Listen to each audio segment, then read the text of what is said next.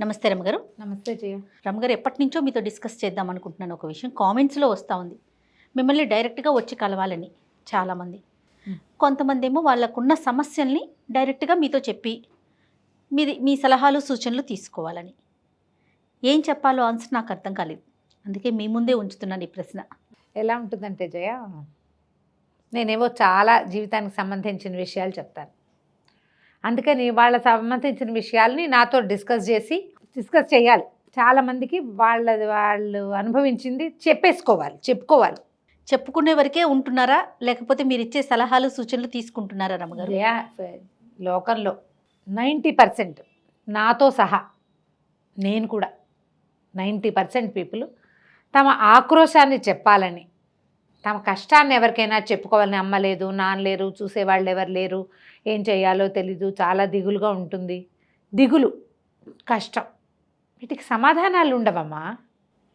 సమాధానం ఉండదు వాటికి. అవి ఎవరితోటైనా చెప్పుకోవాలి, షేర్ చేసుకోవాలి. వీటికి సొల్యూషన్స్ ఉండవు. అమ్మా నాన్న లేరు, అక్క చెల్లెళ్ళు ఎవరు లేరు, తోబుట్టువులు లేరు, ఈ అమ్మాయి కడుపుతోంది, అమ్మగారు మరణించారు, వాళ్ళకి ఎవరిదైనా సలహా సంప్రదింపు కావాలి, అంతే. లేదా ఎవరు లేరు, దిగులుగా ఉంది, ఎవరితోటైనా మాట్లాడాలి. వాటికి నాతో మాట్లాడాలనుకుంటారు చాలామంది. కేవలము షేర్ చేయాలనుకునేవాళ్ళు, షేర్ చేసుకోవాలి తమ ఇబ్బందిని అనేవాళ్ళే కనపడతారు చేయ ఎక్కువ భాగం. సొల్యూషను దీనికి ఏదైనా ఇప్పుడు ఏం చేయాలి, వాట్ నెక్స్ట్ అనేవాళ్ళ పర్సంటేజ్ చాలా తక్కువ. చాలా అంటే చాలా నాతో మాట్లాడాలి. పైగా ఇప్పుడు ఎలా అయిందంటే, ఇదివరకటికి ఇప్పటికీ మనకి సమాజం పరిస్థితులు మారిపోయినాయి. ఫోన్ నెంబర్ ఒకటి అవైలబుల్గా ఉంటుంది, అందరి దగ్గర ఫోన్ ఉంటుంది. నాతో కాసేపు మాట్లాడాలి. ఏముండదు, మీరంటే మాకు చాలా ఇష్టం అండి, మీరు చెప్పిన కథలు మాకు చాలా బాగుంటాయి, నేను మాట్లాడుతూ ఉంటా కదా, అవి చాలా బాగున్నాయండి, మాకు ఎంతో నచ్చినాయి, మీరు చెప్పిన విషయాలు మాకు బాగా ఉపయోగపడ్డాయి, అంతేనా. మాట్లాడితే సాటిస్ఫై అయిపోతారు. కాకపోతే ఏంటంటే నా నెంబరే ఇచ్చామనుకుందాం, ఇది సాటిస్ఫాక్షన్ తోటి ఆగదు. Morning good morning, good afternoon, good evening, తిన్నారా మేడం అని పెట్టే మెసేజ్లు చాలా వస్తాయి జయ. ఏం చేస్తున్నారు, అలా ఎంతమందికి సమాధానం చెప్పాలి, అది పక్కన పెట్టు, అది వేరే కథ. ఎవరికి వాళ్ళకి నేను ఒకదాన్నే అనే అనిపిస్తుంది. మనం మనుషులకి సహజమైన ఒక ఫీలింగ్. ఇప్పుడు నాకు కూడా ఎవరైనా అంటే అభిమానం అంటే, ఇప్పుడు చూడు, నువ్వు నాకు చేసే ఫోన్ల కంటే నేను నీకు చేసే ఫోన్లు ఎక్కువ కాదు. అవునండి, నేను నీతో మాట్లాడతాను. అవును రమ్మగారు కదా. అవును, నువ్వు నాకు కేవలం పని ఉంటేనే మాట్లాడతావు, నేను పని ఉండి మాట్లాడను, కాసేపు నీతో మాట్లాడాలని మాట్లాడుతూ ఉంటారు జనరల్గా. ఇప్పుడు నాది నేను చెప్తున్నా కదా, నేను ఇది ఒకటి ఏదో విసుగ్గా ఉంటుంది, ఒక షేర్ చేసుకోవాలి, అప్పుడు నువ్వు నాకు తెలుసు. అవును, నేను షేర్ చేసుకునేందుకు నువ్వు ఉన్నావు నాకు. ఎస్, నాకు మీరున్నారు రమ్మగారు. నేను డైరెక్ట్గా మాట్లాడేస్తా, ఫోన్లు తక్కువ. ఈ ఫోన్ నెంబర్ ఉండేసరికల్లా అందరికీ అలా మాట్లాడదాం ఏమీ మాట్లాడరమ్మా, ఏమీ మాట్లాడరు. చాలామంది మీరంటే మాకు చాలా ఇష్టం అని చెప్తారు. వాళ్ళ ప్రేమకి ఎలా రియాక్ట్ అవ్వాలో కూడా తెలియదు నాకు. చాలా సంతోషం అండి. రోడ్డు మీద ఎవరన్నా కనపడతారా, అబ్బో మీరు రమ్మగారు కదా, అవునంట, మీరు అలాగే ఉన్నారండి అంటారు. కొంతమంది నేను యంగ్గా ఉన్నానని చెప్తారు, బయట యంగ్గా ఉన్నారు మీరని చెప్తారు, బాగుంది. తర్వాత మీరు అమ్మవారి కథ చెప్పారు, ఎంత బాగుందోనండి, బాగుంది. తర్వాత థ్యాంక్ యూ అంటాను. అందుకంటే నేనేమనగలను. చాలా సంతోషకరమైన విషయం ఏంటంటే, భగవంతుడు నాకు ఇచ్చిన పెద్ద అవకాశం. సహజంగానే నాకు ఒక పెద్ద కుటుంబాన్ని ఇచ్చాడు బై బర్త్. తర్వాత మా తాతగారు చాలా పెద్ద కాలేజీ అది స్థాపించడం వల్ల విద్యార్థి సంఘం అంతా వాళ్ళంతా కూడా మా కుటుంబ సభ్యులయ్యారు. అది ఇంకో పెద్ద సమాజం. వివాహం అయ్యాక నాకు అత్తవారింట్లో కూడా ఫ్యామిలీ పెద్దదే, వాళ్ళు ఒక పెద్ద సమాజం. ఇవి కాకుండా ఈ సుమన్ టీవీ వల్ల నాకు దొరికిన చాలా అతిపెద్ద లక్షల్లో దొరికిన ఈ సమాజాన్ని నేను కూడా ఎలా హ్యాండిల్ చేయాలో తెలీదు. నాకు తెలియటం లేదు దాన్ని ఎట్లా హ్యాండిల్ చేయాలి అని. ఇప్పుడు మనది ఒక ఫోన్ నెంబరు డిస్ప్లేలో ఉంటుంది, దానికి కొన్ని వందల ఫోన్లు వస్తాయి. అవును, వీళ్ళు ఏదో ఫీజు అని చెప్తారు, చెప్పగానే వాళ్ళకి ఒళ్ళు మండిపోతుంది. కొంతమంది అడుగుతారు, అంటే నన్ను మొహం మీద మాత్రమే ఎవరు అడగలేదు, నాకు మెసెంజర్లోనో ఫేస్బుక్లోనో లేకపోతే దాంట్లోనే మెసేజ్లు, ఏంటి మీరు ఇంత ఛార్జ్ చేస్తారా అని. మాట్లాడడానికి ఛార్జ్ చేయము, మీతో మాట్లాడడానికి. ఊరికే ఏమింది, మీరంటే నాకు చాలా ఇష్టం అండి, అక్కడ చాలా బాగుందండి, మీరు టిప్పు చెప్పారు, దానివల్ల నా జీవితం మారిండదండి అని చెప్పడానికి ఛార్జెస్ ఎందుకు, అక్కర్లేదు. కాకపోతే ఇన్ని వేల మందికి ఫోన్ నెంబర్ కనబడితే ఫోన్ చేసే వాళ్ళందరితోటి నేను మాట్లాడగలనా? శివాని హ్యాండిల్ చేస్తుంది, మేడంకి ఇవ్వండి ఫోన్ అని చెప్తారట చాలామంది.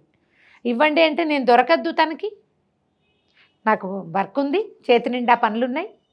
ఈ చేతి నిండా పని చేయడానికి నేను బోల్డ్ అంత చదవాలి, చదువుకుంటూ ఉండాలి కదా. మరి కాలక్షేపం చేయడానికి నాకు పెద్ద అవకాశం లేదు, లేదు. ఇల్లు వాకిలి ఉన్నాయి, అటు ఇటు కూడా కుటుంబాలు ఉన్నాయి, పెద్దవాళ్ళు, మనం చూసుకోవాల్సిన వాళ్ళు, మాట్లాడాల్సిన వాళ్ళు, పని చేసి పెట్టవలసిన వాళ్ళు కూడా ఉన్నారు. నా సొంతంగా కూడా నాకు అనారోగ్యమో, విసుగో, చేతకంతనమో ఏజ్ని బట్టి నాకు కూడా వస్తాయి కదా. ఇన్నిట్లలో ఎవరితోటైనా మాట్లాడేసేయటానికి సాధ్యపడదు కదా, అది కొంచెం కష్టమే. ఇప్పుడు నాలాంటి పొజిషన్లో ఉన్న వాళ్ళు అందరికీ కష్టమే. మీరు ఎవరితోటి మాట్లాడంటే మాట్లాడతాను నా అవసరానికి, నాకు పనులు ఉన్నప్పుడు మాట్లాడుకోవాలి కదా, నాకు కూడా కాలక్షేపం కావాలి, అది తప్పదు కదా. కాకపోతే అందుకని ఏం చేస్తాను, ఎక్కడైనా కనపడితే కొంతమంది ఫోన్ నెంబర్ అడుగుతారు చేయ. ఇవాళ నేను ఏకంగా ఇలా వీడియోలోనే ఈ మాట ఎందుకు ఇంత క్లియర్గా చెప్తున్నాను. ఇంతకుముందు కూడా చేశాం మనం ఇట్లా ఒక మాట చెప్పాను. అప్పుడు కూడా ఎవరైనా మీ ఫోన్ నెంబర్ ఇవ్వండి, కనపడతారు, ఫోటో తీసుకుంటారు, అడుగుతారు మీ నెంబర్ ఇవ్వండి మీతో మాట్లాడాలంటే. అమ్మ ఫేస్బుక్ మెసెంజర్లో కలుస్తాను, మీరు ఇవాళ మెసేజ్ పెడితే 2-3 రోజుల తర్వాత అయినా నేను ఆన్సర్ చేస్తాను, ఓ వారం తర్వాత అయినా సరే ఖచ్చితంగా. నాతో మెసెంజర్లో ఎంతమంది కనెక్ట్ అయి ఉన్నారో. కాకపోతే నేను అప్పుడే చెప్తా, నాకు గుడ్ మార్నింగు, పండగ విషెస్ పెట్టద్దు. మీ గుడ్ మార్నింగ్లకి నేను రియాక్ట్ అవ్వను, రెస్పాండ్ అవ్వను, అవన్నీ చేయలేను, నేను హ్యాండిల్ చేయలేను, అంత సమయం లేదు నాకు. పిఏ ఇక్కడ ఆఫీస్లో ఉంది, ఇంటి దగ్గర పిఏ ఉండదు. ఆఫీస్లో పర్సనల్ అసిస్టెంట్ ఉంది, నా ఫోన్లో హ్యాండిల్ చేయడానికి ఉంది. నా చేతిలో ఉండే నా ఫేస్బుక్ని హ్యాండిల్ చేయరు కదా ఎవరు, నేనే చేయాలి. అందుకని మెసెంజర్లో అందరికీ ఓపెనే అది. కాకపోతే నాకు కొత్తగా ఇవాళ ఈ మధ్య తెలిసింది ఏంటంటే, అందరూ పెట్టే మెసేజ్లు మెసెంజర్లో నాకు రావట్లా. ఎందుకంటే స్పామ్లోకి వెళ్ళిపోతున్నాయి, అవి స్పామ్లోకి వెళ్తున్నాయి. నాతో అసలు టచ్ లేని వాళ్ళు, ఐ మీన్ అంటే ఎలా, మీ కాంటాక్ట్స్ లేని వాళ్ళు, కాంటాక్ట్స్లో లేని వాళ్ళు, ఫేస్బుక్లో నాతో కనెక్ట్ కాని వాళ్ళు మెసెంజర్లోకి వస్తే ఇదివరకు నాకు కనపడుతుండే వాళ్ళు అనుకుంటున్నాను. మొన్ననే నేను తెలుసుకున్నాను. ఎందుకంటే నేను 5 శ్లోకాలు నాకు మెసెంజర్లో పెట్టండి నేను పంపిస్తానన్నా, నేను 696 మందికి మొన్ననే లెక్క పెట్టా, 696 పీపుల్కి నేను స్వయంగా మీనాక్షి పంచరత్నాలు చదివి పెట్టా జయ. ఎవరు రాలేదంటున్నారా? వాళ్ళు వచ్చిన వాళ్ళు వచ్చేసింది. రైట్. ఈ స్పామ్లో మొన్న స్పామ్ ఇదంతా మా వాడు ఓపెన్ చేసి చూపించాక ఓ 30-40 మంది మళ్ళీ కనెక్ట్ అయ్యారు, మళ్ళీ వచ్చారు, అందులో ఉన్నారు. ఈ శ్లోకాల కోసం అడుగుతున్న వాళ్ళు. వాళ్ళకు కూడా ఇంకో వారం పోయాక చేస్తానమ్మా, వాయిస్ బాగుండలేదు, ఆ పాత రికార్డింగ్ ఎక్కడ పడిపోయిందో, చాలా రోజులు అయిపోయింది కదా, అవును, మళ్ళీ రికార్డ్ చేసి పెడతా. ఈసారి ఇంకో రకం, ఒక పబ్లిక్ ఫిగరు, జనాల్లో అందరికీ కనపడే వాళ్ళతోటి మాట్లాడాలి అంటే చిన్న చిన్న విషయాలు. ఇప్పుడు చూడు, ఆఫీస్కి వస్తున్నాయా, ఆఫీస్ ఫోన్కి మెసెంజర్లు అమ్మాయిలు ఏం చేస్తున్నారు, మాట్లాడే అమ్మాయి ఇప్పుడు శివాని మాట్లాడుతోంది, మీరు మెసేజ్ పెట్టండి మేడం దగ్గర నేను ఆన్సర్ ఇస్తూ ఉంటారు కదా అమ్మగారు, మీరు ఇస్తానా? ఈ రిప్లై నన్ను అడిగే విషయాలు ఏమిటమ్మా, ఆలోచించద్దా? మొటిములు వస్తున్నాయి, ఏం చేయాలి, ఇది నన్ను అడగాల్సిన ప్రశ్న. నేనేం చెప్తున్నాను, మరి మీరు ఏం అడుగుతారు, నేను ఎలాంటివి చెప్పగలను? మొటిములు వస్తే దానికోసం నన్ను అడగాల? ఎన్ని రకాల మార్గాలు లేవు అసలు. మొటిములకి వాటికి మనం చేసింది ఏం లేదు. నేను వెయిట్ ఎక్కువగా ఉన్నాను, ఏం చేయాలి, నన్ను అడగాల్సింది. నీ అంతటి నువ్వు చేసుకోవాలి. ఏదో ఫలానా వ్రతం చేసాం, అది కూడా ఇప్పుడు ఓపెన్గా చెప్తున్నా అన్నమాట. 7 శనివారాల వ్రతం చేశాము, ఉద్యాపన చేయడానికి ఏం చేయాలి, 7 శనివారాల వ్రతం నేను చెప్పలేదు కదా, మీరు ఎవరినో చూసి తెలుసుకున్నారు. వాళ్ళు ఎలా చెప్తారో అలాగే చేసుకోవాలి, నేనేం చెప్తాను దానికి? ఇప్పుడు నేను చెప్పిన విషయం, శ్లోకాలు చదువుకోండి అని చెప్పాను, నన్ను అడగండి నేను చెప్పగలుగుతా. ఇలా ఏంటంటే మీరు ఏ ప్రశ్నకైనా సమాధానం నా దగ్గర లభిస్తుందని అనుకోకూడదు. నా దగ్గరికి అది ఎవరి దగ్గర లభించదమ్మా.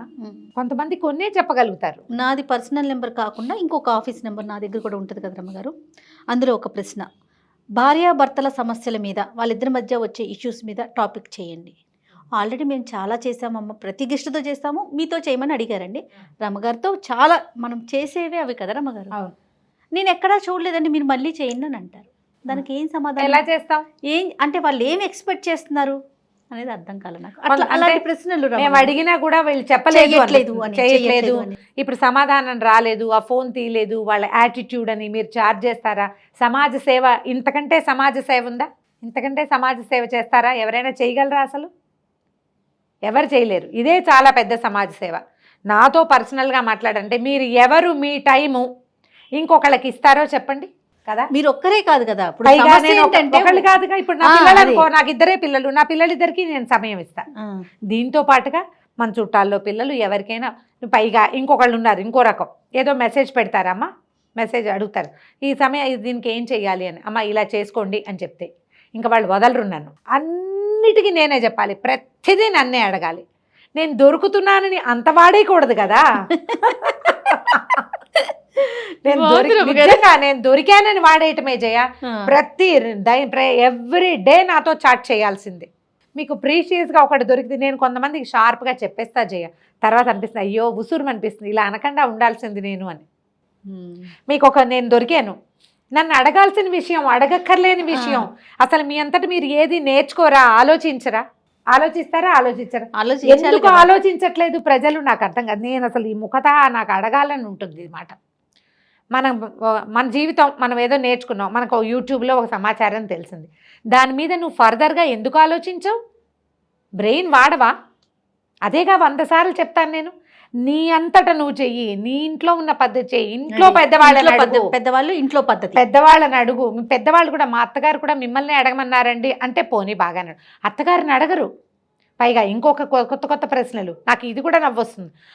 మా పిరిమావ గారు పోయారండి, మా ఇంట్లో పండగలు అవి లేవు, మేము చేసుకోవచ్చా? ఏం మాట అది? నాతో అవుననిపించుకుని నేను చెప్పానని చెప్తావు కదా నువ్వు అందరికి. ఖచ్చితంగా పీరియడ్స్ ఇవాళ నేను వెళ్ళిపోవాలి, వెళ్ళినా వద్దా? ఆ సమాధానం నీ ఒకదాని సమాధానం కాదు, నువ్వు సార్వజనీనమైన సమాధానం అవుతుంది. నాకు ఇట్లా ఏదో రకరకాల సమస్య, మీ సమస్యని మీరు ఆలోచించుకుని డిసైడ్ చేసుకోండి. నేనైతే చెప్పను అని చెప్తా జయదానికి. నేను ఎవ్వరి దగ్గర అనవసరమైన ప్రీతి నెరపను. ఏదైనా కావాల్సి వస్తే ఖచ్చితంగా సూటిగా, ఏ రకమైన సుత్తి లేకుండా స్ట్రైట్గా చెప్పేస్తా. నేను వాళ్ళ పట్ల మృదువుగా మాట్లాడాలి అంటే చాలా చిన్నపిల్లలు అయితే తప్ప వాడికి నా మాట అర్థం కాదు. అవతల వాళ్ళ ఇంటెన్షన్ నాకు తెలుస్తుంది కదా, వాళ్ళ ఇంటెన్షన్ ఏంటో. నాతో అవుననిపించుకోవాలని చూడకూడదు. వాళ్ళు ఒకటి డిసైడ్ అయిపోతారు, ఆన్సర్ ఆన్సర్ నాతో తెప్పించడానికి, నన్ను డివోర్స్ తీసుకోండమ్మా అని నాతో అనిపించడానికి మాట్లాడే వాళ్ళు డజన్ల కొద్దీ ఉన్నారు. వీటితో నువ్వు పడలేవమ్మా, డివోర్స్ తీసుకో. నా మాట కోసమే, కేవలం నేనేం చెప్తానో దానికోసం నేను ఏం చెప్పినా వాళ్ళు వినరు జయ. మిగతా వాటికి కాంప్రమైజ్, మిగతా నేను ఏ సమాధానం చెప్పినా వినరు. వాళ్ళకు ఒక ఆన్సర్ ఉంటుంది, ఆ ఆన్సర్ దగ్గరికి నన్ను రప్పించాలని చూస్తారు.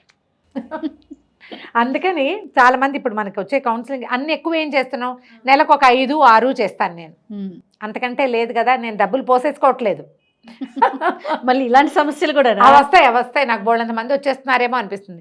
రోజుకు వచ్చే మెసేజ్లు 300-400 ఫోన్లు వస్తే అందులో ఒక 30-40 మెసేజ్లు వస్తే ఒక్క కేసు కూడా నాతోటి మాట్లాడే వాళ్ళు రారు. నేనే చెప్తూ ఉంటాను రమ్మగారు, చిన్న ప్రశ్నలు ఆవిడకి పంపించమాకండి, అయినా సరే వస్తాయి. ఆవిడ సమాధానం చెప్పే విషయం కాదు, దయచేసి వాటిని వదిలేయండి అని చెప్తూనే ఉంటా. అది మీరు అన్నారు చూడండి, మొట్టిమల దగ్గర నుంచి అది మనం కెమెరా ముందు చెప్పలేని ప్రశ్నలు కూడా వస్తున్నాయి. కొన్ని వస్తుంటాయి, కొన్ని వాళ్ళే మింగేస్తారు, కొన్ని నాకు పెడతారు, కొన్నిటికి నేను ఆన్సర్ చెప్తాను. ఇంత పొడుగు మెసేజ్ చేస్తారు, మన వాళ్ళు పెడతారు, అది మీరు చూసుకోవాలి, దానికి మళ్ళీ మీరు ఆన్సర్ ఇవ్వాలి. అదంతా టైం టేకింగ్ కదా. అందుకే మాతో మాట్లాడేయచ్చు కదా అని ఉంటుంది. ఇక నేను అన్నం తిన్నా, మీకు ఇల్లు సంసారం వండుకోవాలి, తినాలి, పూజ చేసుకోవాలి, ఇంట్లో వ్యవహారం చూసుకోవాలి, పిల్లల పనులు ఏమైనా చేయాలా, ఏదైనా షాపింగ్ చేయాలి. షాపింగ్ దుర్భరంగా ఉంది, షాపింగ్ అవకాశం పోయింది దాదాపుగా. అయినా కూడా ఏదో తెగించి జనరల్ బజార్లు అవి ఇవి వెళ్తూనే ఉంటాయి, అప్పుడప్పుడు కనపడుతూ ఉంటాను ఎవరో ఒకళ్ళకి. ప్రధానంగా అమ్మ, మనకి సమాధానం రాని విషయాన్ని ఎవరినైనా అడగాలి. నువ్వు ఆలోచించకుండా ప్రశ్న రాగానే ఎవరినైనా అడుగుదామని చూడొద్దు. అప్పుడు ఎదుటివారు సమాధానం చెప్పినప్పుడు దాన్ని స్వీకరించాలి. పోనీ ఆన్సర్ చెప్పినప్పుడు ఎలా ఆన్సర్. కొంతమంది మాత్రం తూచా తప్పకుండా చేస్తారు జయ, నేను చెప్తున్నా కదా. ఆ మాట కూడా వద్దు అని పెడితే చెయ్యరు నిజంగా. నో అంటే నో తీసుకుంటారు చాలా కొద్ది మంది, 1% అందాం. నేనున్నాను రమ్మగారు, వద్దు జయ పనికిరాదు అంటే అంతే సంగతులు. మళ్ళీ రెండో ప్రశ్నే లేదు. చాలా మందికి అలా ఉండదు, అలా చేయలేకపోతారు పాపం. ప్రధానంగా ఎవరినైనా, నన్ను కాదు, మీరు ఎవరినైనా అడిగేటప్పుడు ముందు మీరు కూలంకషంగా ఆలోచించండి, బ్రెయిన్కి పని చెప్పండి. ఇలా దీని మీద డిపెండ్ కాకూడదు, ఒకళ్ళ మీద డిపెండ్ అవ్వద్దు, ఇండిపెండెంట్గా ఉండండి.